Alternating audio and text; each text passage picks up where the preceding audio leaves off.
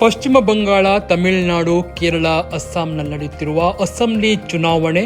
ಇನ್ನೊಂದೆಡೆ ಅಡುಗೆ ಅನಿಲದ ಕೊರತೆಯಿಂದಾಗಿ ಕರಾವಳಿಯಲ್ಲಿ ಮೀನುಗಾರಿಕೆ ಅರ್ಧಕ್ಕರ್ಧ ನಿಂತು ಹೋಗಿದೆ. ಚುನಾವಣೆ ನಡೆಯುತ್ತಿರುವ ರಾಜ್ಯಗಳಿಂದ ಮೀನುಗಾರಿಕೆ ವಲಯದಲ್ಲಿ ಹಲವು ಕಾರ್ಮಿಕರು ವಿವಿಧ ವಿಭಾಗಗಳಲ್ಲಿ ಕೆಲಸ ಮಾಡಿಕೊಂಡಿದ್ದಾರೆ. ದೋಣಿಗಳಲ್ಲೇ ತೆರಳುವುದಷ್ಟೇ ಅಲ್ಲದೆ ಅದರ ಪೂರಕ ವಿಭಾಗಗಳಾದ ಬಲೆ ನೇಯುವುದು, ದೋಣಿ ನಿರ್ಮಾಣ, ರಿಪೇರಿ ಘಟಕ, ಐಸ್ ಪ್ಲಾಂಟ್, ಮೀನು ಲೋಡಿಂಗ್ ಅನ್ಲೋಡಿಂಗ್ನಲ್ಲಿ ದೊಡ್ಡ ಪ್ರಮಾಣದಲ್ಲಿ ಹೊರ ರಾಜ್ಯದ ಕಾರ್ಮಿಕರೇ ಇದ್ದಾರೆ. ದೋಣಿಯಲ್ಲಿ ತೆರಳುವಲ್ಲಿ ತಮಿಳುನಾಡು, ಕೇರಳದವರು ಹೆಚ್ಚಿದ್ದರೆ ಉಳಿದೆಡೆ ಪಶ್ಚಿಮ ಬಂಗಾಳ, ಅಸ್ಸಾಂ, ಜಾರ್ಖಂಡ್, ಒಡಿಶಾದವರೇ ಜಾಸ್ತಿ. ಹೊರ ರಾಜ್ಯದ ಕಾರ್ಮಿಕರಿಗೆ ಇಲ್ಲಿ ಮುಖ್ಯವಾಗಿ ಕಾಡುತ್ತಿರುವುದು ವಾಣಿಜ್ಯ ಗ್ಯಾಸ್ ಸಮಸ್ಯೆ. ಪರ್ಸಿಲನ್ ಟ್ರಾಲ್ ಬೋಟ್ನಲ್ಲಿ ಆಳ ಸಮುದ್ರ ಮೀನುಗಾರಿಕೆ ತೆರಳುವಾಗ ಅಡುಗೆ ಮಾಡಲು ವಾಣಿಜ್ಯ ಗ್ಯಾಸ್ ಸಿಲಿಂಡರ್ ಕೊಂಡೊಯ್ಯುತ್ತಿದ್ದರು.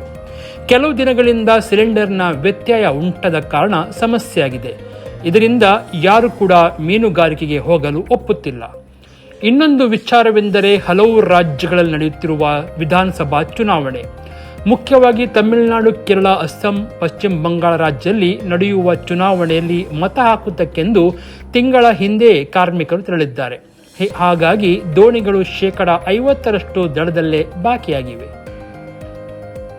ಜಿಲ್ಲೆಯಲ್ಲಿ ಸದ್ಯ 1400 ಟ್ರಾಲ್ ಬೋಟ್, 160 ಪರ್ಸಿಲನ್ ಬೋಟ್ಗಳಿದ್ದು ಅರ್ಧದಷ್ಟು ಮಾತ್ರವೇ ಮೀನುಗಾರಿಕೆಯಲ್ಲಿವೆ.